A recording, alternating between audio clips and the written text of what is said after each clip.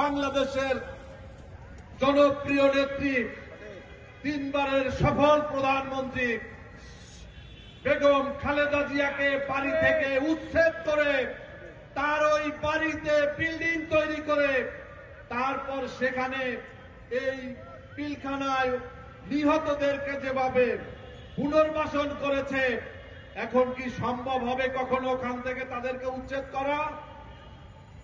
তারা মানুষের একটা চরম একটা দুর্বলতম জায়গাতে তারা হাত দিয়েছে। বন্ধুরা, আমাদের মানসিকতা, আমাদের ইচ্ছা, আমাদের সমস্ত শক্তি নিয়ে আমরা আমাদের ন্যায়ের পথে আমরা থাকব এবং এই কমিশনকে বলবো যে আপনাদের এই কমিশনের সুষ্ঠু, আপনার উপরে একটা দায়িত্ব এসেছে, আপনি ন্যায় বিচারের জায়গা থেকে আপনি দায়িত্ব পালন করবেন।